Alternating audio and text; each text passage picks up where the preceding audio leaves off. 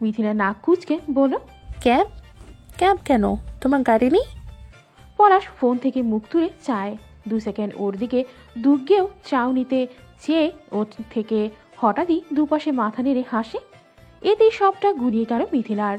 মাথায় ঢুকলো না কোনো কিছু। বিভ্রমে গলা ভিজিয়ে দাঁড়িয়ে থাকলো পাশে। ক্যাবে এলো 15 মিনিটের মাথায়। পলাশ ব্যাকপ্যাক সহ উঠে বসে।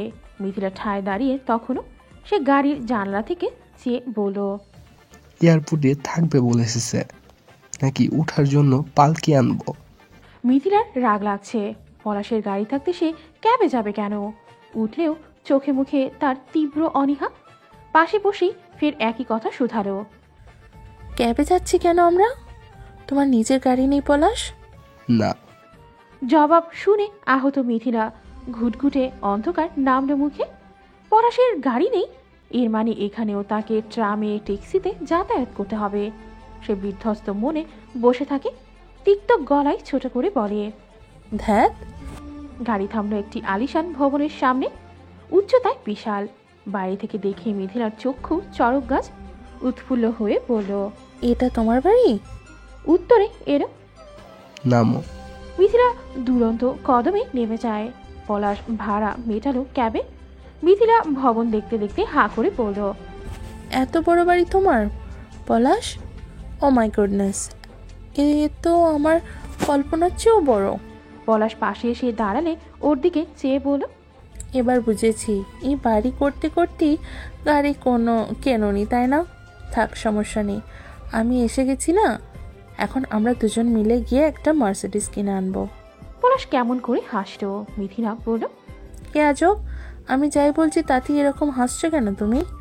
ও ঠোঁটে হাসি রেখেই বলল, তোমার কথা শুনে হাসছি। হাসার মতো কি এমন বললাম? কিছু না, চলো। মিথিলার কোনো কিছুই মাথায় ঢুকছে না। এক ঝাঁক প্রশ্ন সমেত পেছনে চলল পলাশের। মেন গেটের বেল বাজালে গার্ড লক খুলে দিলেন।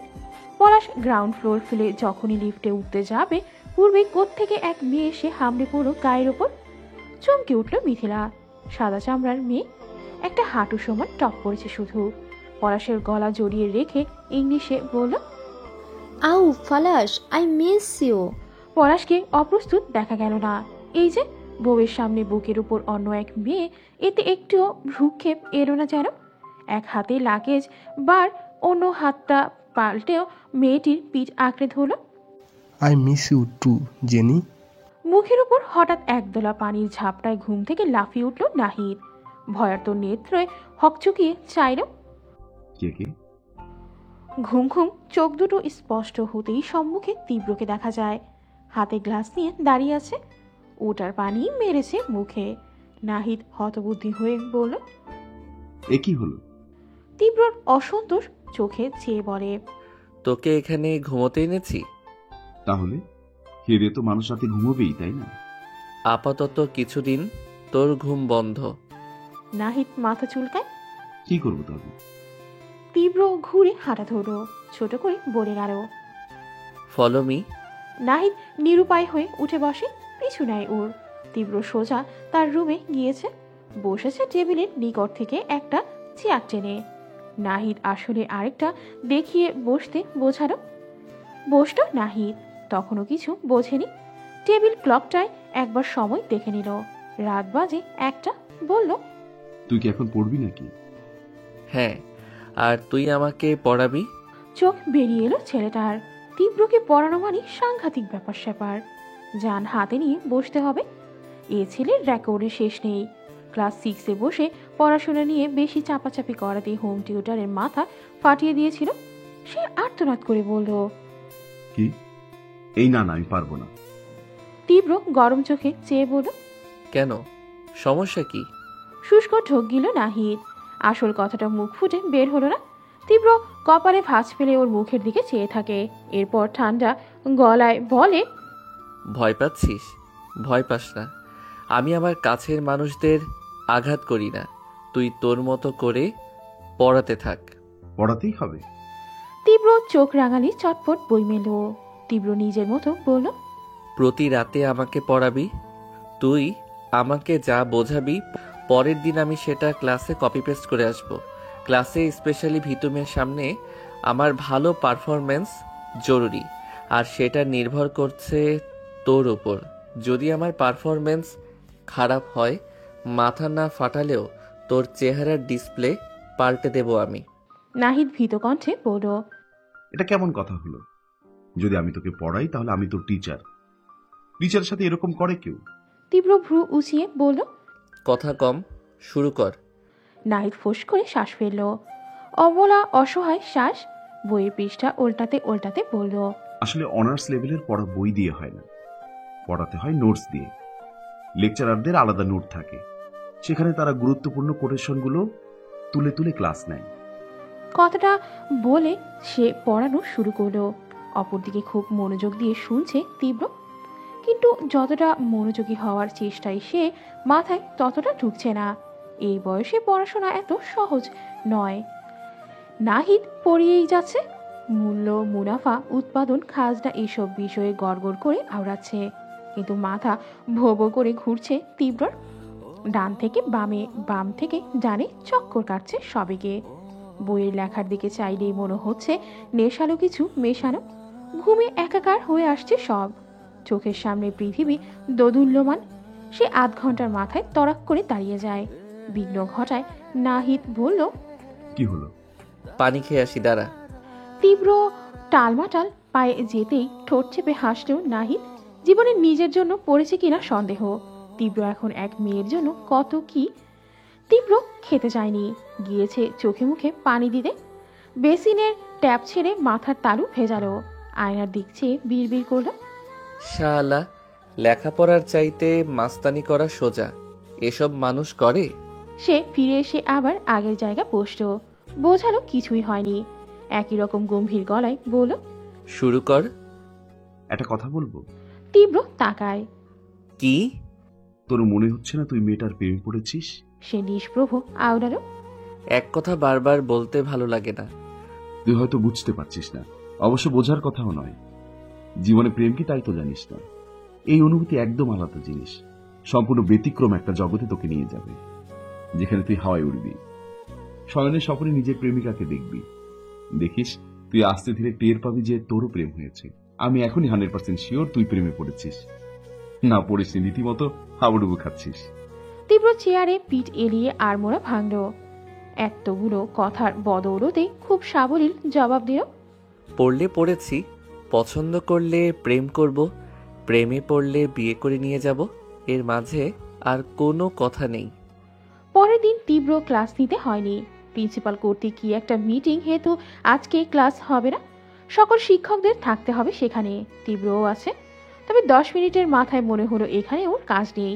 এসব ফ্যাচর ফ্যাচর শোনার চেয়ে সিগারেটে দুটো টান বসানো ভালো। সে কোনো রকম অনুমতি ছাড়াই কক্ষ ছেড়ে বেরিয়ে যায়। মকবুল খেয়াল করতেই থেমে গেলেন। পাশে বসা ফোরকানকে বললেন, এভাবে চলে গেলেন কেন উনি? থাক, বাদ দেন। আপনি বলুন যা বলেছিলেন। লোকটার মেজাজ খারাপ হলো। দাঁত চেপে বসে রইলেন। তাও এই ফোরকানের নতুন লেকচারার নিয়ে একটু বেশি গত ভাব। সারাদিন পারলে নিজের রুমে বসিয়ে রাখে। এমন আদিক্ষেতা যেন প্রধানমন্ত্রীর ছেলে। তীব্র ধূমপানের জন্য একটা আদর্শ জায়গা খুঁজছে। চারপাশে ছাত্রছাত্রীদের হাঁটাহাঁটি চলাফেরা, এদের সামনে তো খাওয়া যাবে না। কিন্তু যাবে কোথায়? হঠাৎ মনে পড়ল লাইব্রেরির কথা। ওটা এই কলেজের শোপিস, ফাঁকাই থাকে। ছাত্রছাত্রীরা পড়বে কি, পাই মারায় না। সে তৎক্ষণাৎ দোতলা পেরিয়ে লাইব্রেরিতে গেল। তনুজা দাঁড়িয়ে দাঁড়িয়ে ফিল্টার থেকে পানি ভরছিল বোতলে। তীব্রকে ওদিক যেতে দেখেছে। অমনি বোতল টোতল ফেলে চলে গেল ক্লাসে। ক্লাস না হওয়ায় শিক্ষার্থীরা ছড়িয়ে ছিটিয়ে গল্পে মেতে। পুষ্পিতা সবসময়ের মতো একা এক কোনায় বসে বেঞ্চে। তনুজা গিয়ে ব্যস্ত কণ্ঠে বলল, এই পুষ্পিতা, চলো লাইব্রেরিতে যাব। এখন? হ্যাঁ হ্যাঁ, এখনই এসো। পুষ্পিতা না করেনি, ভাবলো বই নেবে। বাধ্যের মতো সাথে চলল। তীব্র বসেছিল খুব আরামে। আচমকা সজাগ কানে চপ্পল পায়ে শব্দ পেতেই সোজা হয়ে বসল। পদধ্বনি এদিকেই আসছে। সে তাড়াহুড়ো করেই সিগারেটের টুকরো ফেলে দেয় জানলা দিয়ে। পরপর তাক থেকে যে বই সামনে পেল টেনে নামাতে যায়। অনেকদিন ব্যবহার না হয় ধুলো জমেছে মলাটে। তীব্র টানের তোপে বাতাসে ময়লা উড়ে নাকে মুখে ঢুকে গেল। খুকখুকে কাশিটা খুব কষ্টে জোরে বের হওয়া থেকে বাসল সে। আস্তে ধীরে কেসে জায়গায় বসলো এসে, বই মেলে রাখলো সামনে। এদিকে তনুজা দরজা অব্দি এসে দাঁড়িয়ে যায়। তার পাশের জানলা থেকে উকি দেয় ভেতরে। তীব্র বসে পড়েছে। কি মনোনিবেশ! তনুজার বুকটা ভরে গেল ওকে দেখে। পেছনে থাকা পুষ্পিতা ওকে দাঁড়াতে দেখে বলল, কি হলো, ভেতরে যাবে না? তনুজা তৎপর পিছু চেয়ে আঙুল ঠোঁটে চেপে চুপ করতে বোঝায়।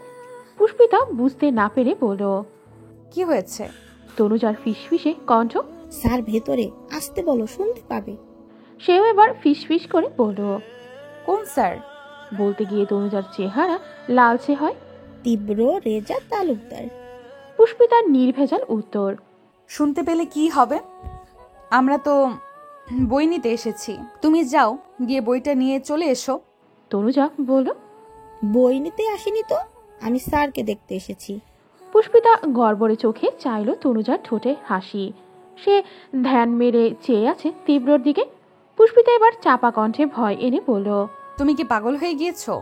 কোনোভাবে কেউ যদি দেখে নেয় তুমি লুকিয়ে লুকিয়ে স্যারকে দেখছো, কি হবে ভাবতে পারছো? আর স্যার যদি দেখে ফেলেন, কি ভাববেন উনি? মান সম্মান সব যাবে, নিজে ডুববে, আমাকেও ডোবাবে। তনুজা চসূচক শব্দ করে বলল, উফ পুষ্পিতা, বিরক্ত করো না তো, দেখতে দাও। আকাল দশা। সে আতঙ্কিত, ভয় পাচ্ছে কেউ দেখে ফেলার। তার উপর কেমন করে চেয়ে আছে তনুজা। একজন টিচারকে ছাত্রীরা এইভাবে দৃষ্টি দিয়ে ঘিরে নেওয়ার ব্যাপারটা জানাজানি হলে আর ভাবতে পারল নাও। এর মধ্যে তনুজা মোহগ্রস্ত কণ্ঠে বলে, দেখেছো পুষ্পিতা, স্যার পড়াশোনা নিয়ে কত সচেতন। আর অন্য স্যারগুলোকে দেখো, ক্লাস না হলে এরা আনন্দে বাসে, ম্যাডামদের সাথে হা হা হি হি জুড়ে দেয়। অথচ স্যার এখানে নিরিবিলি বসে বসে পড়ছেন। ওনাকে দেখে বাংলাদেশের সব ফাঁকিবাজ শিক্ষকদের শিক্ষা নেওয়া উচিত না, বলো? হ্যাঁ ভাই, উচিত। এখন চলো। আহা, এমন করো না তো। তনুজা তার রেজাকে দেখছে, এখানে তৃতীয় ব্যক্তি হতে এসো না তো তুমি। পুষ্পিতা ঠোঁট উল্টে বলল, স্যারকে তো ক্লাসে গেলেও দেখতে পারবে, এভাবে দেখার কি দরকার? এভাবে দেখার মাঝে যে সুখ, সেটা কি আর সবার সামনে দেখা আছে রে মেয়ে? গফুর ছাদ থেকে কোনো একটা কাজ ছেড়ে নামছিলেন। ওদেরকে ওখানে দেখে ডাক ছুলেন, এই মেয়েরা ওখানে কি করছো? পুষ্পিতা চমকে তাকায়। তুতলে বলে, জি বই। উনিও সরল মনে ভাবলেন বই নেবে। বললেন, আচ্ছা, নিয়ে তাড়াতাড়ি চলে যেও। তনুজা পিয়ন গফুরকে পাত্তা দেয় না। কলেজে থাকাকালীন এর হম্বিতম্বি দেখতে দেখতে সে অভ্যস্ত। তাই পুষ্পিতার মতো ভয় পাওয়া তো দূর, ফিরে দেখলেও না। সে তখনও মত্তের ন্যায় তীব্রকে দেখছে। আচমকা বই থেকে ঝট করে চোখ তুলল তীব্র। সরাসরি নজর মিলতেই কলিজা ছলকে উঠল তনুজায়। তীব্রকে দাঁড়াতে দেখে বাকিটুকু সাহসও গায়েব। গফুর নেমে যেতেই হাফ ছাড়ো পুষ্পিতা। ওষ্ঠ ফুলিয়ে স্বস্তির শ্বাস ফেলে বলল, সালমা বেগম কদিন যাবৎ অসুস্থ। আগের চেয়েও শরীরটা কাহিল হয়েছে। শুকনো কাশি, গভীর রাতে গা কাঁপানো, জ্বর, কোমরের ব্যথাতে নাজেহাল দশা। মাঝে মধ্যে বিছানা রেখে ওঠাও দুষ্কর হয়ে যায়। রাহাতের খেয়াল রাখা হয় না। ছেলেটা প্রায় রাতে না খেয়ে ঘুমায়।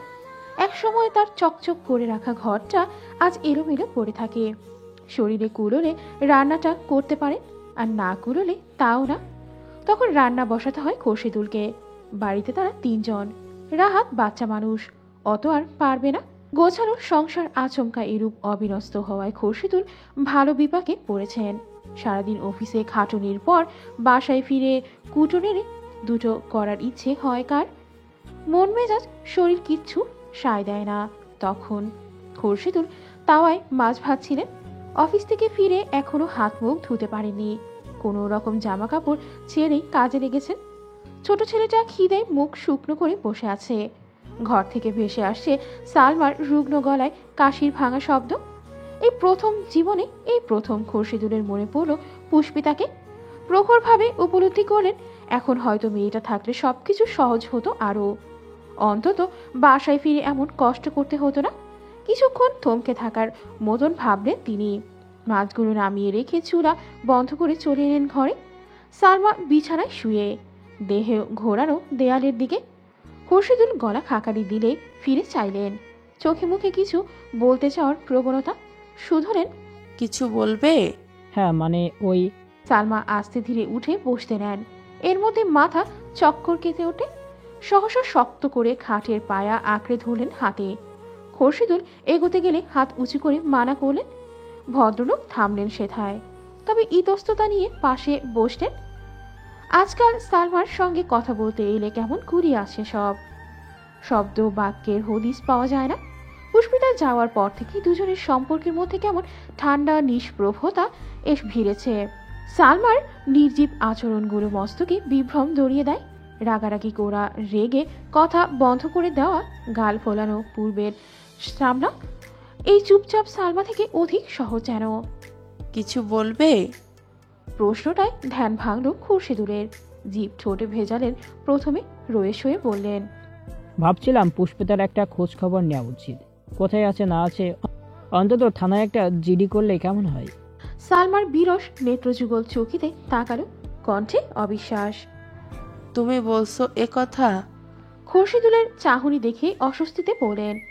অপ্রতিভ স্বর সাবলীল রাখার প্রয়াস করে বলেন, হ্যাঁ আসলে হঠাৎ মনে হলো ও এতদিন বাড়িতে ছিল, আমাদের কাছে ছোট থেকে বড় হয়েছে, তাছাড়া তুমিও ওকে ছাড়া থাকতে পারছো না, তাই ভেবে দেখলাম যে একটা বিবেকবোধ থেকে হলেও আমার উচিত ওর ব্যাপারে খোঁজ নেওয়া আর কি।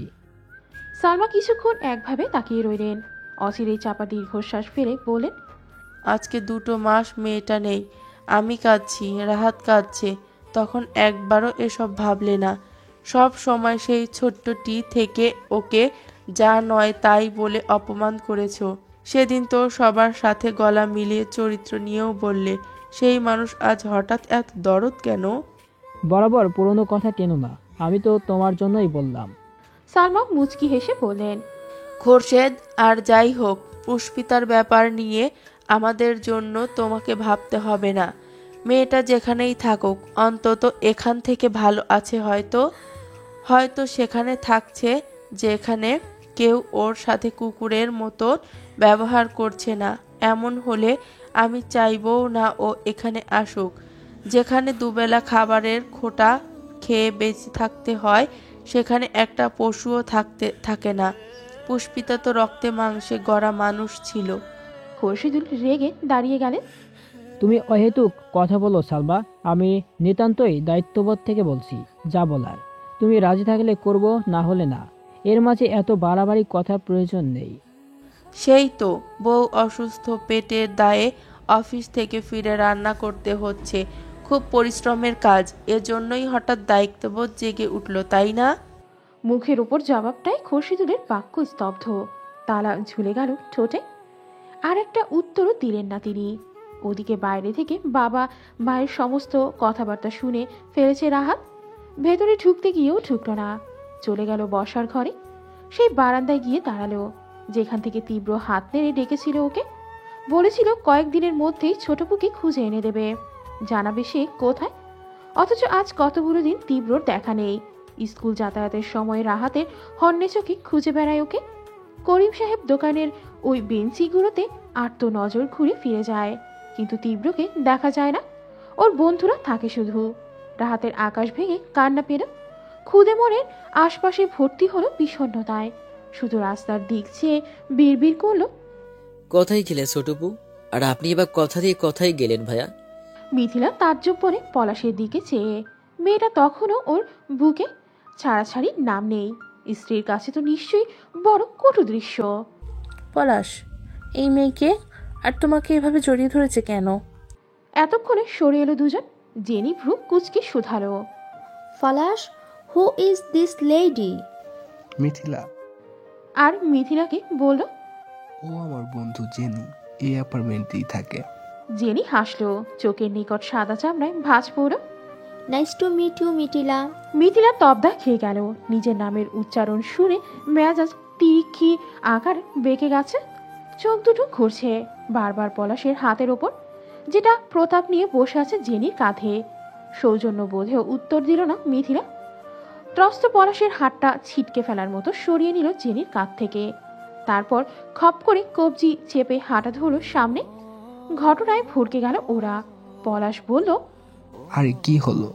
মিথিলার ডানে ভাবে তাকালো না, উত্তরও দিল না। একেবারে ওকে সমেত লিফটে উঠে যায়। দৌড় আটকানো মাত্রই গজগজ করে বলে ওঠে, একটা মেয়ে তোমাকে এভাবে জড়িয়ে ধরলো, তাও আমার সামনে, আর তুমি কিচ্ছু বললে না। কি বলবো? নিরুৎসাহিত পলাশ। কি বলবে মানে? অন্য কেউ তোমাকে জড়িয়ে ধরবে কেন? অন্য মেয়ে কোথায়? তোমাকে তো বললাম ও আমার বন্ধু। বন্ধু হলেও এমন গায়ে পড়তে হবে? পলাশ মৃদু তেতে বলে, গাইয়াদের মতন কথা বলবে না মিথিলা। এটা তোমার বাংলাদেশ নয়, কানাডা। এখানে আলাপ করতে গেলেও একজন অন্যজনকে জড়িয়ে ধরে। Is too much common here. Mithila পাল্টা তেতে বলল, ওদের জন্য যত ইচ্ছে কমন হোক, কিন্তু তুমি আমার স্বামী, তোমাকে আমি ছাড়া কেউ ধরবে না, না মানে না। পলাশ ভ্রু গুটিয়ে চেয়ে থাকে, তারপর নিঃশ্বাস ছেড়ে বলে, আচ্ছা বেশ, এসব বাদ দাও এখন। আমার প্রচুর খিদে পেয়েছে, বাসায় গিয়ে কিছু একটা বানিয়ে দিও। মিথিলা আটকে উঠল যেন। বানিয়ে দেব মানে? রান্না করতে হবে? হ্যাঁ, কেন? ও চূড়ান্ত ভাবসাব নিয়ে বলল, রান্না আর আমি রান্না করতে পারি না। কাঁধ উছালো পলাশ। ওকে, সমস্যা নেই, সবাই সব কিছু পারে না তো। তুমি পারো না যখন শিখে নেবে, ইউটিউব দেখে দেখে রাঁধবে। আর শুধু রান্না কেন, সংসারে সব কাজই তো এখন তোমার করতে হবে। মিথিলা হতবাক হয়ে বলল, মানে আমি কেন করব? তোমার মেড নেই? ততক্ষণে লিফট 10 তলায় পৌঁছায়। দরজা খুলে পলাশ বলল, বের হও। মিথিলা বাইরে আসে, তবে চোটপাট দেখিয়ে বলে, আমি কিন্তু রান্না বান্না পারবো না পলাশ, তুমি মেডকে দিয়ে করাও এসব। আমার এত সুন্দর নখ আমি। পলাশ দরজায় লক খুলতে খুলতে জানালো, মেড নেই। কথা থামালো ওর। পরপরই উদ্বিগ্ন হয়ে বলল, নেই মানে? এত বড় বাড়ি আর মেড রাখুনি? পলাশ দরজা খুলে ঘরের ভেতরে ঢুকলো। তোমাকে আমি যা বলছি, এটা আমার বাড়ি। মিথিলা পেছনে ঢোকে। ঘরের দিকে তাকানোর সময় নেই তার। দুরু দুরু বুকে উঁচু গলায় শুধালো, নয়। পলাশের মৃদু জবাব, না, আমি এখানে ভাড়া থাকি। যেভাবে ঢাকায় তোমরা ভাড়া থাকো ঠিক এমন। মিথিলা দাঁড়িয়ে গেল, অস্ফুটে শুধালো, মানে? পলাশ ফিরে তাকায় ওর দিকে, নিঃসংকোচে জানায়, মানে আমার এখানে বাড়ি গাড়ি কিছুই নেই মিথিলা। মেয়ের তো আরও পরের কথা। আমি এখানে একটা ছোটোখাটো সফটওয়্যার কোম্পানিতে জব করছি। তাই যে শৌখিন লাইফ লিড করার কথা ভাবে মাতাল হয়ে তুমি কানাডায় এলে, এইসব এখনই ভুলে যাও। গোটা আকাশটা ভেঙে মাথায় পড়ো মিথিলার। আর্তনাদ করে বলল, কি? তার বৃত্তাকার চোখ দুটো দেখে হাসি পায় পলাশের। সারাটা পথ মিথিলার এই প্রতিক্রিয়া ভেবে মনে মনে হেসেছে। এত অবাক হওয়ার কিছু নেই। কানাডায় বাড়ি গাড়ি করা মুখের কথা ভাবছো? মিথিলা ধপ করে কাউচে বসে পড়ল, হাউতাস করে বলল, এর মানে তোমার কিচ্ছু নেই? বাংলাদেশে তুমি যা এখানেও তাই? পরপরই জ্বলন্ত চোখে চেয়ে বলল, তুমি আমাকে এসব কিছু বলনি কেন? কেন ঠকালে আমাকে? পলাশ আশ্চর্য হয়ে বলল, ঠকলাম কোথায়? আমি শুধু বলেছি আমি কানাডায় সেটেল, আমি এখানকার নাগরিক। একবারও বলিনি সেখানে আমার রাজপ্রাসাদ আছে, চড়ার জন্য ঘোড়ার গাড়ি আছে। বলেছি তুমি নিজে থেকে এসব ভেবে নিলে তো আমার করার কিছু নেই। আর শোনো, এতটা বড় জার্নি করে এসেছো, এসব ফেস ফেস করার সময় নেই। যাও হাত মুখ ধুয়ে রান্না বসাও। মিথিলা মুখ ঘুরিয়ে বলল, পারবো না। পারবে না তো তোমাকে এখানে এনেছি কেন? ও বিহ্বল হয়ে বলল, তুমি আমাকে এখানে কাজ করাতে এনেছো? পলাশ বলল, তবে বউ হয়েছ, এতগুলো পয়সা খরচ করে তোমাকে এখানে এনে তো আমি বসিয়ে বসিয়ে খাওয়াতে পারবো না মিথিলা। তারপরও এসেছো জোর করে। থানা পুলিশ মামলা আরও কত কত থ্রেট দিলেন আমাকে। এবার নাও, তোমাকে কানাডায় আনা হয়েছে, কিন্তু এখানে থাকতে হলে যে আমার কথা অক্ষরে অক্ষরে মানতে হবে। যা বলবো সব শুনতে বাধ্য তুমি। আমি বাইরে থেকে রোজগার করে আনবো আর তুমি ঘরের সব কাজ করে রাখবে। মেয়েটির রেখে পয়সা নষ্ট করার মানে আছে? তাছাড়া বিদেশে সবাই নিজেদের কাজ নিজেরা করে, এতে লজ্জার কিছু নেই। যাকগে, কেবিনটা চাল আছে, ধুয়ে বসিয়ে দাও, ফ্রেশ হতে যাচ্ছি। এসে যেন দেখি খাবার অর্ধেক রেডি। এই কথার একটু অন্যথা হলে বুঝবে পলাশ কি জিনিস। শান্ত গলায় তর্জন দিয়ে চলে গেল সে। মিথিলা হাঁ করে চেয়ে রইল তার যাওয়ার দিকে। বাপের ঘরে একটা প্লেট ধুয়ে ভাত খায়নি, আর এখন রান্না করবে? হায় কপাল, এ কেমন লীলা দেখাচ্ছে। এ জীবন তো চায়নি। এবার কি হবে? তখন রাত। ঘুমন্ত গাজীপুরের সব থেকে উঁচু বৃক্ষের মগডাল থেকে ভেসে আসছে হুতুম পেঁচার ভুতুরে ডাক। অল্প অল্প উত্তাপ গরমের। পুষ্পিতা বিছানা ঝাড়ছে। মশারির এক মাথা টানানোর মধ্যেই রুমে এলো নুহা। এসেই বলল, একটা কথা জিজ্ঞেস করবো রে পুষ্পিতা। ও ভ্রু কুচকে চাইল। তোর আবার অনুমতি নিতে হয়? বল না, কি বলবি? নুহার মধ্যে ইতস্ততা। সময় নিয়ে বলল, মিথিলা আপুর কি বিয়ের আগে কারোর সাথে সম্পর্ক ছিল? কাজে ব্যস্ত হাতটা থেমে গেল পুষ্পিতার। পাল্টায় তার স্বাভাবিক মুখবিবর। মনে পড়ে সেই রাতের ঘটনা। মিথিলার বদলে ওকে তুলে নিয়ে যাওয়া, একটা ছেলের বুক চাপড়ে কাঁদার শব্দ। এসব কথা পুষ্পিতা কাউকে বলেনি, নুহাকেও নয়।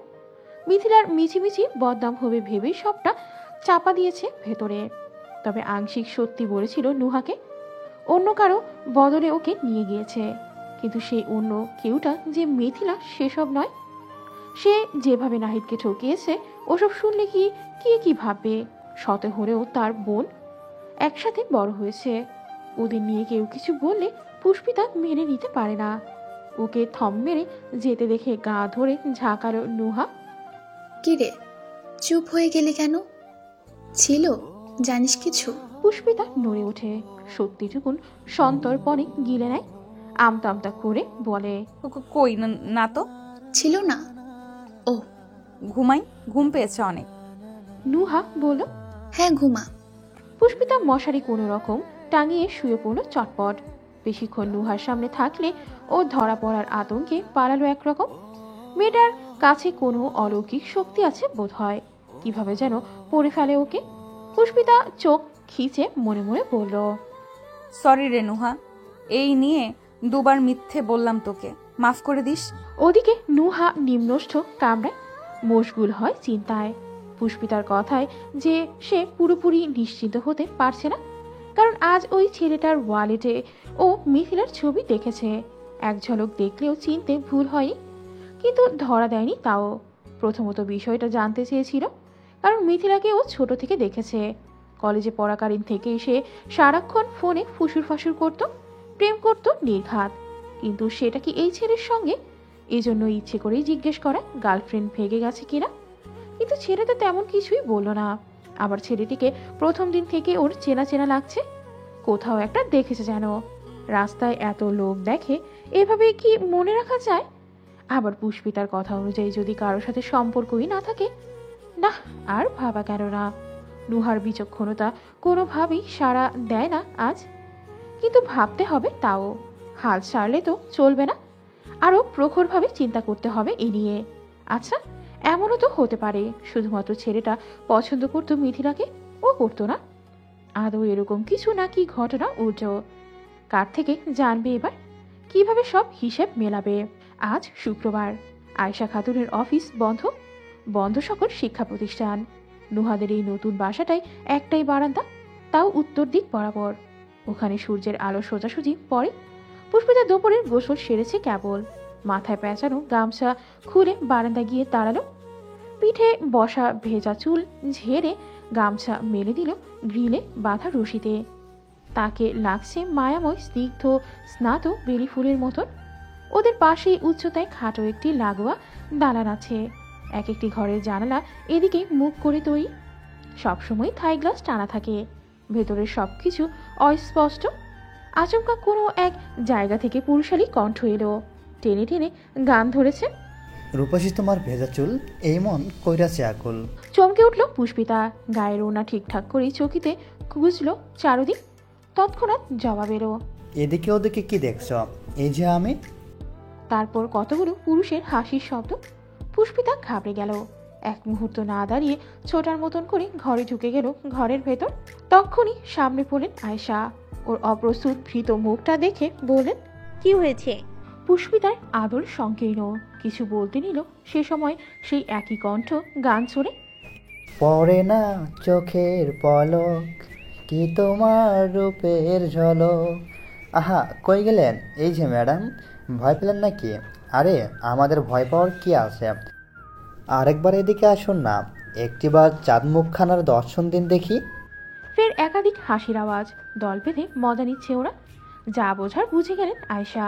হনহন করে বারান্দায় গিয়ে বললেন, এই কে রে? কোন হতচ্ছাড়া বিরক্ত করছিস? ও পাশে কাউকে দেখা গেল না, তবে একজন চিল্লিয়ে বলল, ও চাচি, আপনার মেয়েকে বিবাহ করতে চাই, রাজি থাকলে বলুন কবুল। পাশের গুলো সশব্দে হাসে, আনন্দ ধ্বনিতে চিল্লিয়ে ওঠে। নুহা রুমে ছিল। দুরন্ত পায়ে ছুটে এলেন, এসেই বললেন, তোর দাদিকে গিয়ে কবুল বলতে বল হারামজাদা, একেবারে মেরে তক্তা বানিয়ে দেব। থাই গ্লাসটা সরল এবার। কতগুলো মাথা উকে দিতে আয়শা নুহাকে টেনে নিয়ে এলেন। নুহা চেতে টেতে একাকার হয়ে বলল, কোথাকার কোন অজাত কুজাতগুলোকে ভাড়া দিয়েছে? পাশের ফ্ল্যাটে ব্যাচেলর, পাশের বিল্ডিংয়ে ব্যাচেলর, অসহ্য জাস্ট। আয়শা বললেন, এত চেয়েছিও না, আমি এই বাড়ির মালিকের সাথে কথা বলে দেখছি, এগুলো যে এত অসভ্য জানাতে হবে তো। তারপর মুখ শুকনো করে দাঁড়িয়ে থাকা পুষ্পিতাকে দেখলেন। তুমি আর এই বারান্দায় কিছু শুকাতে যেও না, বারান্দার দরজাটা দিয়ে রেখো সব সময়। দুজনে কাপড় চোপড় যা শুকাতে হয় ছাদে গিয়ে দিও, ছাদ থেকে তো এদের ঘর দেখা যায় না। পুষ্পিতা এবারেও ঘাড় হেলায় একপাশে। ইদানিং তীব্রর মেজাজ খারাপ। অবশ্য মহারাজের মেজাজ ভালো থাকেই বা কখন? শীত হোক বা বর্ষা, হোক সকাল বা বিকেল, তার মাথায় আবহাওয়া একটাই। তালু বরাবর সর্বদা মধ্যাহ্নে দগদগে সূর্য ঘুরে বেড়ায়। তবে আজকের ব্যাপার ভিন্ন। গত 3 দিন যাবৎ তার হাবভাবের অবস্থা একটু বেশি পরুষ। এর কারণ পুষ্পিতা। এই মেয়ে সারাদিন ঘরে খিল দিয়ে বসে থাকে। দোর খোলা তো দূরে থাক, একবার বাইরে উকিও দেয় না। একমাত্র ভার্সিটিতে ছাড়া তার মুখদর্শন করার উপায় নেই। কলেজে যাওয়ার জন্য বের হয় কখন সেটাও বুঝতে পারে না তীব্র। 9টা বাজেই তো বের হয়েছিল সেদিন, কিন্তু রাস্তায় পুষ্পিতাকে দেখেনি। এরকম হলে প্ল্যান সাকসেসফুল হতে হতে যে যুগ পেরিয়ে যাবে। তীব্র তপ্ত মেজাজখানা কিছুতেই ঠিক হচ্ছে না। উল্টে গলায় কাজটায় খুশখুশ করে জানান দিল প্রত্যন্ত সুখে টানে বসানোর সময় এসেছে। সিগারেট প্যাকেট পকেটে ভরে ছাদের পথ ধরল। নাহিদ গরুর একটা ছেলে হয়েও সিগারেটের ধোঁয়ায় খুক খুক করে কাশে। এমন কাশি যেন গলার হাড় ভেঙে বেরিয়ে আসবে বাইরে। তীব্র মোহা বিরক্ত অভিব্যক্তির সমেত শূন্য ছাদে গিয়ে দাঁড়ায়। তখন সন্ধে নামার ভাব। চারিদিক ঝাপসা অন্ধকারে ছেয়ে। ঠান্ডা ঠান্ডা বাতাসে তীব্রর জমাট মন ফুরফুরে হয়ে আসে। নিমিষেই 2টো সিগারেট সাবার করে ফেলল। বাতাসে ছাদের দরজা একেবারে খুলছে, আরেকবার বন্ধ হচ্ছে। তীব্র সময় কাটানো শেষে ফিরতে নেয়। চেপে যাওয়া দরজা যখনই খুলতে যাবে, পূর্বেই ওপাশ থেকে ঠেলে দিল কেউ একজন। অমনি টিনের দৌড় দুম করে ওর কপালে ঠুকে গেল। চূড়ান্ত পর্যায়ে একটা বাড়ি খেয়ে তীব্র কপাল ধরে পিছিয়ে যায়। হকচকায় ভীষণ। পরপরই আগুন জ্বলল মাথায়। মস্তিষ্কের ক্ষীরু শুদ্ধ টকবগিয়ে ওঠে। স্বভাবস্বরূপ বিট্টু মাছ তার সত্তা খুঁড়ে বেরিয়ে এলো। প্রচন্ড ক্ষেপে বলল, শালা, গলা টিপে মেয়ে। সামনে দেখতেই বাকি কথা রুদ্ধ স্থগিত। পুষ্পিতা ভয় এইটুকুন হয়ে তাকিয়ে। তীব্র থামলো। কপাল থেকে হাত নামিয়ে আরো ভালো করে তাকালো। সত্যি কি কাঙ্ক্ষিত মুখখানা চোখের সামনে ওর? পুষ্পিতা তখনই বড় মায়া করে শুধালো, লেগেছে স্যার? ব্যথা পেয়েছেন? তীব্র এতক্ষণে বুঝলো এটা সত্যিই সে, যার জন্য তার তবিয়ত 480 ডিগ্রিতে ঘুরছিল। কিন্তু এ মেয়ে গুহা রেখে বের হলো কি করে? ঘরে যেভাবে খাপটি মেরে থাকে ওটা তো গুহাই। সে ঠিকঠাক হয়ে দাঁড়ালো এবার। স্যার সুরভ গাম্ভীর্য এনে বলল, ইচ্ছে করে ব্যথা দিলে ব্যথা পাবো না? পুষ্পিতা উদ্বেগ নিয়ে বলল, এ বাবা না না, আমি একদমই দেখিনি, বিশ্বাস করুন। এমন কাতর ব্যাকুল কণ্ঠটা তীব্রর ওপর বিশেষ প্রভাব ফেলেনি। কড়া কণ্ঠে বলল, আমি সহজে কাউকে বিশ্বাস করি না, এরকম মেয়েদের তো একদমই না। পুষ্পিতা বুঝতে না পেরে বলল, জি, কিরকম মেয়ে? তীব্র ধমকের স্বরে বলল, সেটা তোমাকে বলতে হবে? পুষ্পিতা চুপসে যায়। বক্ষ চিরে হতাশা আসে সুপ্ত আকারে। ছোট্ট জীবনটা ওর গত হলো মানুষের ধমক খেয়ে খেয়ে। সে অপরাধীর ন্যায় মাথা নোয়ালো। চুপচাপ সরে এলো তীব্র সামনে থেকে। ছাদে মেলে দেওয়া ওদের জামা কাপড়গুলো হাতে তুলে পিলপিলে কদমে নিচে নামতে গেলেই যেই অমনি হাওয়ায় রেগে এসে পথ আগলায় তীব্র। হুটহাট বিষয়ে কিছু চমকালো মেয়েটা। চাইলো গোলাকার চোখে। তীব্র মোটা ভ্রু কুচকে বলল, আমি ব্যথা পেয়েছি, দেখেছো? পুষ্পিতা ছোট কণ্ঠে বলল, জি। সরি বলেছো তুমি? জি বলেছি তো মাত্র। আমি একসেপ্ট করেছি। পুষ্পিতা চোখ নামিয়ে বলল, জি না। তীব্র বলল, তাহলে চলে যাচ্ছিলে কেন? যতক্ষণ না আমি সরি একসেপ্ট করছি তোমার উচিত এখানেই দাঁড়িয়ে থাকা। পুষ্পিতা তাজ্জব চোখে চায়। এগুলো কেমন কথা? কিছু বলতে মন চাইলেও গরম গরম বাক্য নরম ঠোঁটের ডগায় এলো না। কোমল কণ্ঠে বলল, আমি আপনাকে দেখিনি, দেখলে এইভাবে দরজা খুলতাম না। তীব্র অলিক আশায় চেয়েছিল এতক্ষণ। এত কিছুর পরেও পুষ্পিতার একই রকম নম্র আওয়াজ নিরাশ করলো ওকে। ব্যর্থ মুগ্ধ চোখ গেঁথে রইল মসৃণ ওই আদলখানির ওপর। মনে মনে বলল, একটু রেগেও কথা বলতে পারো না ভিতুবে? রাগলে তোমায় কেমন লাগে? আমার মতো বাজে নাকি বুকে ছুরি বসানোর মতো সুন্দর?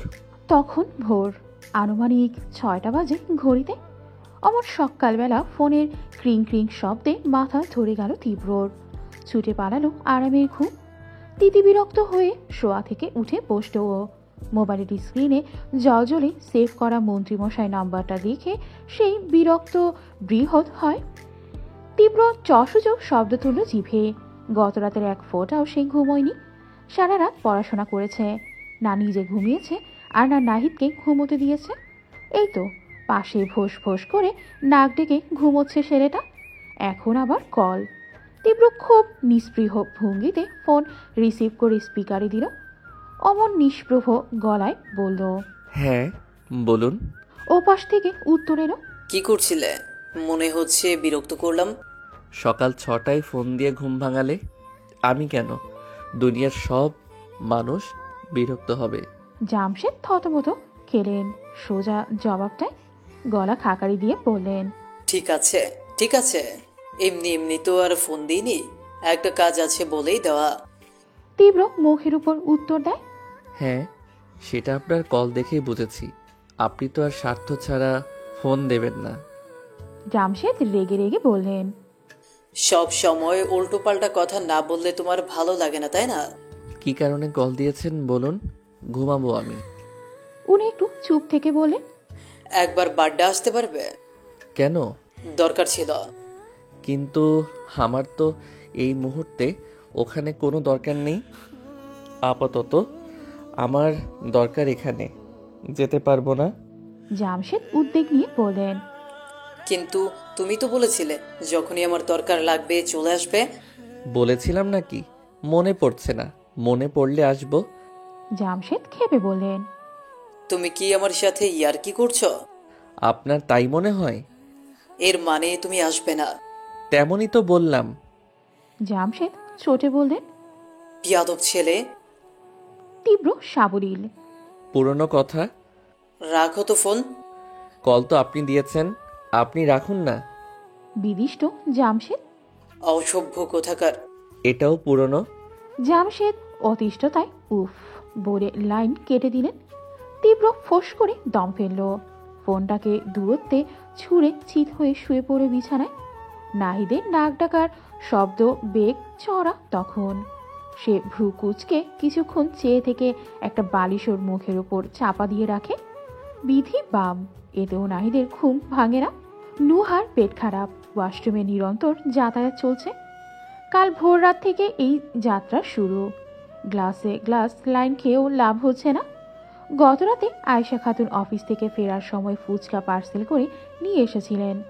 মেয়েটা ফুচকা খেয়েছে তো খেয়েছে, সাথে সমস্ত টক বাটি চেটেপুটে খেয়ে নিয়েছে। এখন পেটের মধ্যে ঘূর্ণিঝড় চলছে ব্যথায়। আর ওর এই অবস্থায় বিপাকে পড়েছে পুষ্পিতা। আয়েশা খাতুন অফিস কামাই দিতে পারবেন না, বাধ্য হয়ে যেতে হলো। একই দশা ওরও। সেদিন ক্লাসে অ্যাসাইনমেন্ট করতে দিয়েছিল, আজকে জমা দেওয়ার শেষ দিন। এদিকে নুহাকে একা ফেলে যেতেও পারছে না। সব মিলিয়ে তার উভয় সংকট।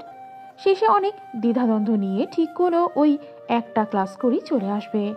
আর যাই হোক, প্রিয় বন্ধুকে এমনভাবে ফেলে ওর ক্লাসে মন টিকবে কখনো? পুষ্পিতা দরজা পেরিয়ে সিঁড়িতে নামতেই ঝটপট ঘর থেকে বের হলো তীব্র। এতটা সময় চিলের ন্যায় ওত পেতে বসেছিল সে। মেয়ে বের হলে সেও বের হবে। পেছনে বুটের শব্দ পেয়ে পিছে ঘুরে তাকালো পুষ্পিতা। ওকে দেখেই লম্বা সালাম দিয়ে পাশে সরে দাঁড়ালো। তীব্র উত্তর দেয় সালামের, সাথে ভ্রু কুচকে শুধায়, দাঁড়িয়ে গেলে যে? ও খুব বিনয়ী গলায় বলল, স্যার আপনি আগে যান। তীব্র স্বর ভারী। সমস্যা নেই, যাও। পুষ্পিতা ইতস্ততায় ভুগছে। স্যার পেছনে হাঁটবে ও সামনে যাবে, এটা একটু অভদ্রতা হয়ে যাচ্ছে না? তার চেহারার দ্বিধাদ্বন্দ্বে তীব্র স্পষ্ট বুঝে নেয়। ধীরজ গলায় আশ্বস্ত করল, আমি বললাম না সমস্যা নেই, হাঁটো। পুষ্পিতা বাধ্যের ন্যায় ঘুরে নামতে থাকে। পেছনে তীব্র ঠিক এক সিঁড়ি ওপরে। তার নজর সেই পুষ্পিতার হেলতে দুলতে থাকা চুলের বেনুনিতে। পোড়খা ঠোঁটদ্বয়ের প্রতিটি ভাঁজে হাসি। অমন চেয়ে থেকেই ভাবল, সামনে পিছনে নয়, একদিন তোমার পাশে নিয়ে হাঁটবে আমাকে। আর সেই দিন আসতে খুব বেশি দেরি নেই, ভীতু মেয়ে। গেট পেরিয়ে পুষ্পিতা রিকশার জন্য দাঁড়িয়ে থাকে। কলেজের পথ মোটামুটি দূরে। ভাড়া কম হলেও হেঁটে যাওয়ার উপায় থাকলে তাই করত। অন্তত কিছু টাকা বাঁচত এতে। আচমকা সম্মুখে একটা লাল জিপ থামল। ব্রেক কষার শব্দে তাকালো পুষ্পিতা। ভেতরে তীব্রকে দেখতেই ঠোঁট দুটো ফাঁকা হয়ে চলে গেল ভিন্ন ভিন্ন মেরুতে। ও একবার জিপ দেখে পরের বার তীব্রকে। নেত্র জুড়ে বিস্ময়ের ভেলকি। এমন চকচকে গাড়ির মালিক যিনি, সে নিশ্চয়ই ধনাঢ্য ব্যক্তি। তবে ওদের মতো এমন সস্তা ভাড়া বাসায় থাকে কেন? এই বাড়িতে আলাদা পার্কিং লট নেই, তাই পাশের গ্যারেজে ভাড়া দিয়ে গাড়ি রাখত তীব্র। পুষ্পিতার নড়চড় না দেখে মনোযোগে পেতে হর্ন বাজালো। নড়ে উঠল মেয়েটা। তীব্র বলল, ওঠো। পুষ্পিতা এবার আকাশ থেকে পড়ে। ঠিক শুনছে কিনা নিশ্চিত হতে বলল, জি। তীব্র শিরায় শিরায় মেজাজ থাকে। অন্য কেউ হলে এতবার একটা কথা বলাতে হয়তো চেতে টেতে একাকার করে ফেলতো, কিন্তু এই মেয়েকে সে মেজাজ দেখাতে পারবে না। তাই ভেতরের সকল উষ্ণতা খুব আলগোছে চাপা দিয়ে রাখলো। উত্তর হিসেবে জিপের দরজা খুলে বলল, সিট। পুষ্পিতা হতবাক। সে কিনা স্যারের গাড়িতে চড়বে? স্যার লিফট দিতে চাইছেন? আহা, কি দয়ার শরীর ওনার! এত ভালো নিরহংকারী মানুষ কি দুটো হয় পৃথিবীতে? তাও মিনসে গলায় বলল, স্যার আমি চলে যেতে পারবো, এই একটু সামনে গেলেই তো। তীব্র মাঝপথে স্বর পুরু করে বলল, উঠতে বলেছি, ওঠো। পরপরই পুরুষালী কণ্ঠ অন্যরকম হলো। হুইলে হাত রেখে রাস্তা দেখে বলল, দুজনের গন্তব্য যখন একসাথে যাওয়া উচিত। পুষ্পিতা জিভে ঠোঁট ভেজায়। দনমনা করে উঠে বসতে যুদ্ধে জয় ছিনিয়ে নেওয়ার মতন বুক ফোলালো তীব্র। সন্তর্পণে হাসিটা লুকিয়ে জিপে টান বসালো গতিতে। পুষ্পিতা তখন গাড়ির সিট দেখছে, জানলা দেখছে, দেখছে কাজগুলোকে। অক্ষিকুটে তার বিহব্বলতার বান। এমন দামি গাড়িতে সে পূর্বে চড়েনি। জীবনে প্রথমবার প্রাইভেট কারে চড়েছিল, সেই মাস্তানটার সঙ্গে, তাও যানটা হাতে মুঠোয় নিয়ে। না বাবা, সেসব ভয়াবহ কথা না ভাবাই ভালো। কিন্তু কি আশ্চর্যের বিষয়, প্রথমবার এক মাস্তান যাত্রা সঙ্গী ছিল, আর আজ এক শিক্ষক। পৃথিবীর দুই প্রান্তের দুই পেশার মানুষ। ও চারপাশ দেখতে দেখতে বলল, এটা আপনার গাড়ি স্যার? না। পুষ্পিতা বিভ্রম নিয়ে তাকায়। তাহলে? তীব্রর জবাব, চুরি করে এনেছি। হেসে ফেলল। পদ্মকুড়ির ন্যায় দুটো রক্তিম ঠোঁট সরে গেল দুপাশে। মুখ তুলল শুভ্র দন্তপাটি। তীব্র ঘাড় বাঁকিয়ে চায়। প্রথমবার পুষ্পিতার মুক্ত ঝরা হাসিটায় আটকে আসে বিলাতি মুখ দৃষ্টিযুগল। অথচ সেকেন্ডেই সে চোখ ফেরালো। মনের সঙ্গে সঙ্গে জিপের নিয়ন্ত্রণ রাখলো খুব সতর্কতায়। হুইল ঘুরিয়ে সামনে চেয়ে ভাবল, এই হাসি দেখে দেখে এক পৃথিবীর হাজারো ক্লান্তি, হাজারো ক্লেশ নির্দ্বিধায় লুকিয়ে নেওয়া যাবে। তীব্র নিরেট অভিভক্তি বেঁকে যাচ্ছে। অনুভূতিরা বাইরে ঠিকরে আসা আড়াল করার প্রয়াসে প্রসঙ্গ পাল্টানো প্রয়োজন। গলার শ্লেষা পরিষ্কার করে বলল, নামের মানে জেনেছো? জিভ কাটল পুষ্পিতা। কাচুমাচু ভঙ্গিতে দুপাশে মাথা নেড়ে বলল, না মানে ভুলে গিয়েছিলাম। তীব্র তাকায় ওর দিক। চশমার আবদারে তার সুচালো নেত্র আরো ছোট করে বলে, ভুলে গিয়েছিলে? টিচাররা কিছু বললে ভুলে যাও? কেমন ছাত্রী তুমি? গুরুতর কথায় হাসি মুছে গেল ওর। ছোট হলো আদর, তেমন ছোট করেই জানালো, সরি স্যার, কালকে ঠিক বলবো। তীব্র আর কিছু বলেনি। তার কেমন অস্থির লাগছে, শরীর ঘামছে। শার্ট চুয়ে নোনতা স্রোত নামার অনুভূতিটাও স্পষ্ট। নার্ভাস লাগছে হয়তো, খুসখুস করছে গলার মধ্যে। পুষ্পিতা এর আগেও তার সাথে এক গাড়িতে বসেছিল, কিন্তু সেদিন এরকম লাগেনি। বুকের মধ্যে কেমন অদ্ভুতরে উত্থান পতনের আওয়াজ পরিষ্কার শুনছে ও। তীব্র ঢোক গেড়ে, এটা কি তবে সেই ধূপপোকানির শব্দ? সে জিভের শুকনো ঠোঁট চাটে। এই শব্দ কি বাইরে যাচ্ছে? ভীতু মেয়েটাও শুনে ফেলেছে না তো? তীব্রর দিশেহারা লাগে। অশান্ত চিত্তের পরিস্থিতিকে হাতে আনতে চট করে FM এর বাটন টিপে দেয়। সজোরে বেজে ওঠে গানের মিউজিক জোরালো, সাথে মারপিটের সংকেত। নিঃসন্দেহে হিরো কাউকে মেরে উল্টে পাল্টে দিচ্ছে। পুষ্পিতা প্রথম দফায় লাফিয়ে ওঠে, পরে পল্লব ঝাপটায়। এবার কেমন গান! পৃথিবীতে এত সুন্দর সুন্দর গান থাকতে এসব কেউ শোনে? ধুমধাম শব্দে তার মাথা ব্যথা উঠল। একেবারে নিরুপায় হয়ে মুখ খুলল, স্যার, আপনি সবসময় এরকম গান শোনেন? হ্যাঁ, কেন? পুষ্পিতা হাসার চেষ্টা করলো। এমনি। তার চেহারা দেখে তীব্র বিভ্রান্ত হয়। কোনো সমস্যা? পাল্টে দেব? সবেগে নিঃসংকোচে মাথা ঝাঁকালো পুষ্পিতা। মুখবিবরও একটু আধটু আলোর ঝলক দেখা গেল এবার। তীব্র ফের বাটন টেপে, তবে এবার আরো জোরে বাজল, চ্যালেঞ্জ দিবি না সারা, পাঙ্গা নিবি না সারা। সমস্ত আগ্রহ ফুস করে উড়ে গেল মেয়েটার। আস্তে করে দীর্ঘশ্বাস ফেলল, বিড়বিড় করে বলল, মনে হচ্ছে ওনারও রাহাতের মতো মারপিট অনেক পছন্দ। তীব্রর কানে পৌঁছে যায় সে কথা, বলতে চায় খুব, অথচ শশব্যস্ত বাক্যগুলো গিলে নিল। উল্টে ভীষণ গম্ভীর গলায় বলল, না, তা কেন হবে? আমি একজন লেকচারার, আমি শান্তি পছন্দ করি, মারামারি নয়। পুষ্পিতার মুখ শুকিয়ে গেছে, তাকালো বড় বড় চোখে। সে এত আস্তে বলল আর উনি শুনতে পেয়ে গেলেন। মুখ কালো করে বলল, আমি ওভাবে বলতে চাইনি স্যার, আসলে এরকম গান আগে শুনিনি তো। তাহলে কিরকম গান শোনো তুমি? চপলতাহীন মেয়েটা এ পর্যায়ে চঞ্চল হলো খালি। জড়তাহীন জানালো, আমার পুরনো গান অনেক পছন্দ। ওই যে উত্তম কুমার, তারপর শাহরুখ খানের গানগুলো, ওসব শুনতে ভীষণ ভালো লাগে। শুনলে মনে হয় বারবার শুনতেই থাকি। তীব্রর চেহারা কুচকে এলো অনীহায়। শাহরুখের সিনেমায় শুধু প্রেম থাকে, সে কশ্মীর কালেও তো দেখেনি। আর উত্তম কুমারটাকে চেনেই তো না। কিন্তু পুষ্পিতার চকচকে চাউনি আর উচ্ছল স্বরে মনে হলো একবার শোনা উচিত। সে আচমকা ফ্রন্ট থেকে ফোন তুলে এগিয়ে দিল। পুষ্পিতা প্রশ্ন সমেত চাইলে বলল, বের করো। জি? যাদের কথা বললে তাদের একটা গান বের করো। পুষ্পিতা জড়সড় ভঙ্গিতে ফোন নেয় হাতে। তীব্র বলে দিল ইউটিউবে যেতে। শুনল সে। সার্চ বারে উত্তম কুমারের গান লিখলে অনেকগুলো ভেসে উঠল স্ক্রিনে। সবার প্রথমে যেটা ছিল সেটাই বাজালো সে।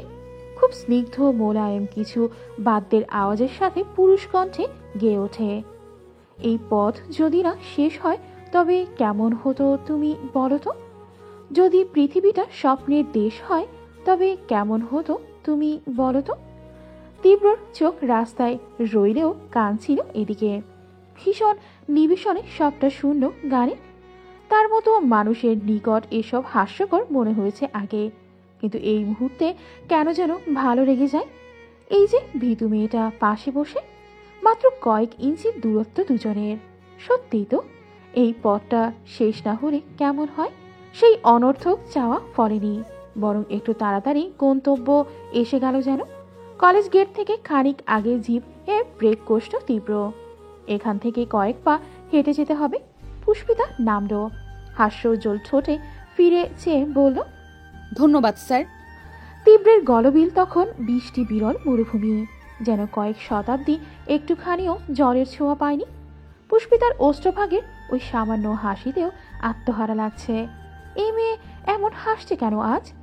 এত হাসলে সে ঠিক থাকতে পারবে? বেগ পুহিয়ে সংক্ষিপ্ত জবাব দেয়। ওকে।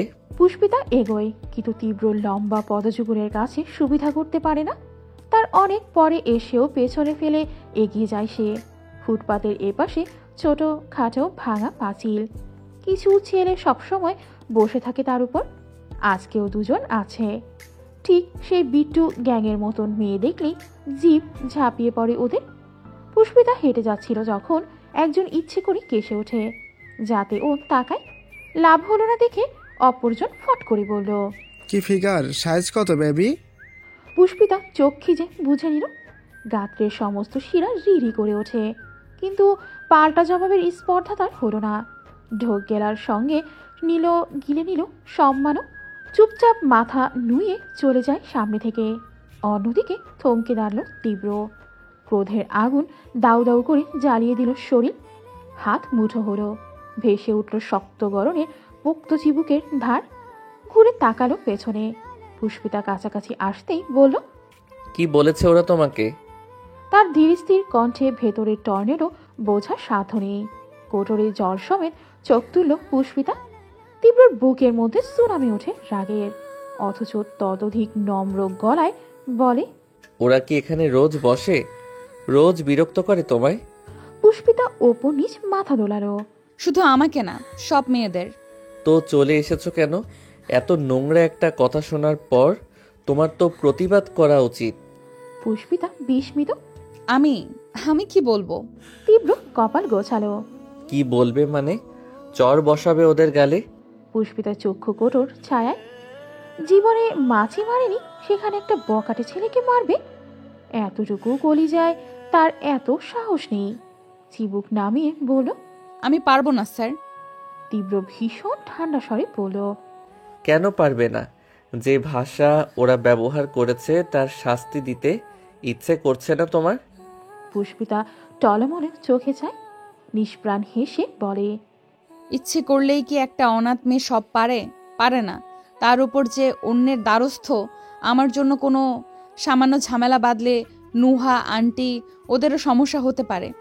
আমি তা চাইতে পারি না। আমার হয়ে লড়ার যে কেউ নেই। তীব্র কিছু সময় চেয়ে রইল, সাদাটে চোখ হিমের ন্যায়। পুষ্পিতার দৃষ্টি যখন নিচে, হুট করে ওর হাত ধরে বলল, এসো। বিমূঢ় নেত্রে চাইল ও।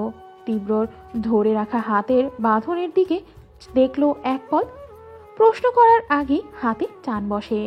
একেবারে দীর্ঘ কদমে সেই ছেড়ে দুজনের সামনে এসে থামলো তীব্র। তত্র মুখটা ফ্যাকাশে হয়ে গেল পুষ্পিতার। তীব্র হাত ছাড়ল, ওদের দিকে চেয়ে বলল, নাও মারো। হতচেতন মেয়েটা আটকে উঠে এবার। মারবি কি? তার হাত পা কাঁপছে, বুক ধরফর করছে। ছেলে দুটো মুখ চাওয়াচাই করেই দাঁড়িয়ে গেল। একজন খেপে বলল, কে মারবে আমাদের? এত সাহস? পুষ্পিতার আত্মা উড়াল দেয় ডরে। ঢোক গেলে বারবার। তীব্র ওদের উত্তর দিল না। নির্ভীক মনোভাব। হাত দুটো পকেটে গুজে দাঁতে দাঁত পিষে বলল, আই সেইড স্ল্যাপ হিম। ও ভয় পেয়ে ঘন ঘন মাথা নাড়ে, বোঝায় পারবে না। তীব্র পুরোপুরি ঘুরে চাইল ওর দিক, গাঢ় কণ্ঠে বলল, যদি নিজের শরীরকে সম্মান করো, নিজেকে সম্মান করো, তবে আমার কথা তোমাকে শুনতে হবে রাইট নাও। বাকিটা দেখার জন্য আমি আছি। তীব্রর দৃষ্টিতে জ্বলন্ত শিখা। তার কথাতে কি ছিল জানা নেই, কিন্তু সত্যি কেমন ভরসা পেল পুষ্পিতা। সহসা দানবের ন্যায় অলৌকিক সাহস ভর করল বুকে। বিগত 1 মাস ধরে এদের ছুড়ে দেওয়া এক একটা নোংরা ইঙ্গিত শ্রবণেন্দ্রিয়ে উৎকট হামলা চালালো।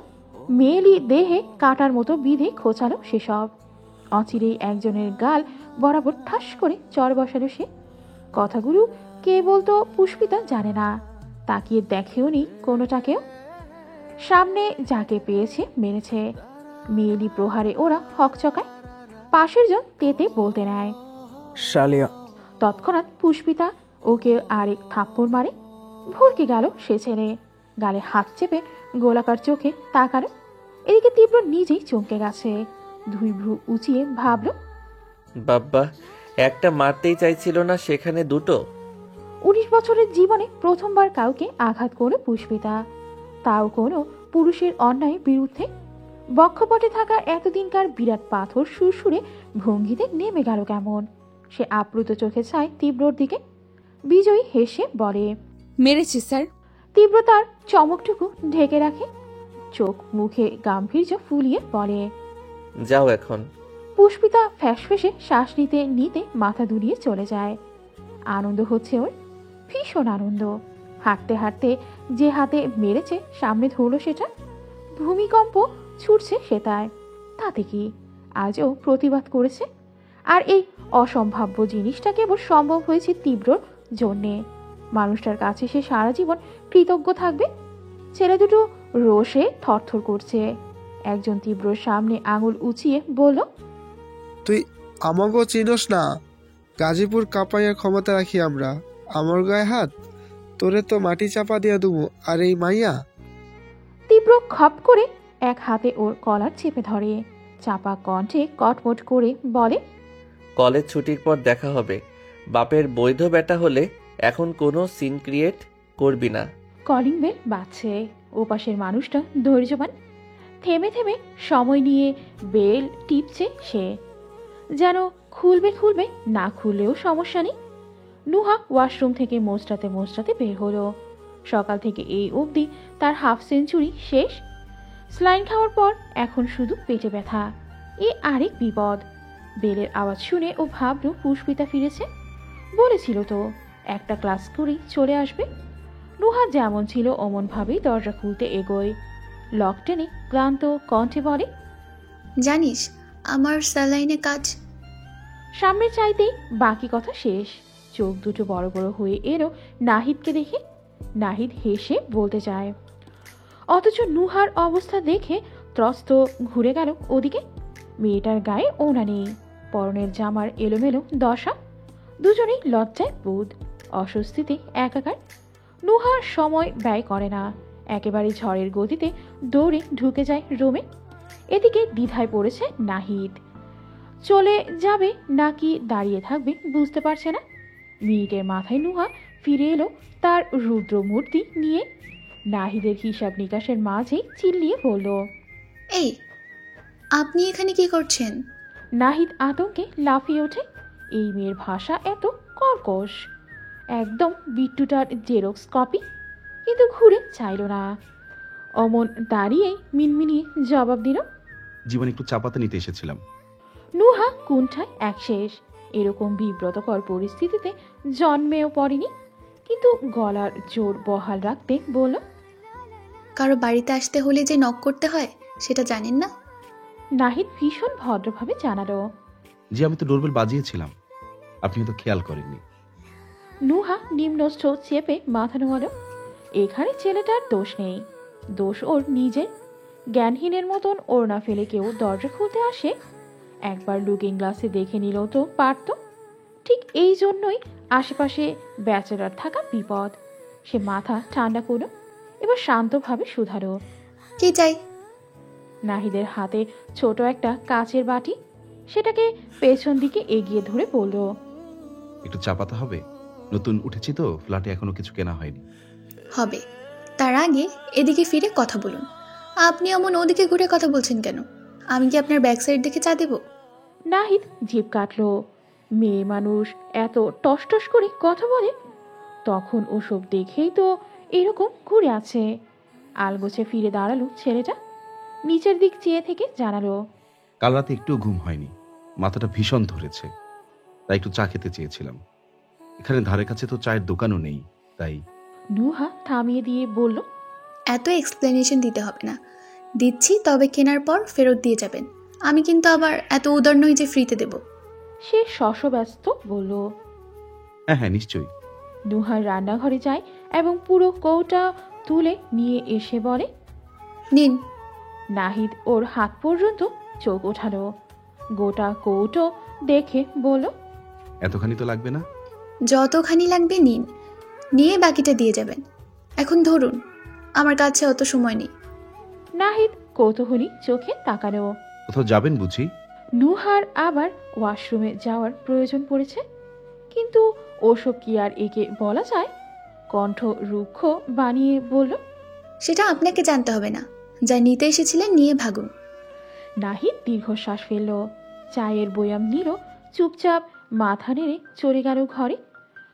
15 মিনিটের মাথায় বেল বাজালো আবার। নুহা বুঝলো নাহিদ এসেছে, দরজা খুলল। এবার অনুমান সঠিক হয়েছে, ওই এসেছে, সাথে চায়ের কৌটো।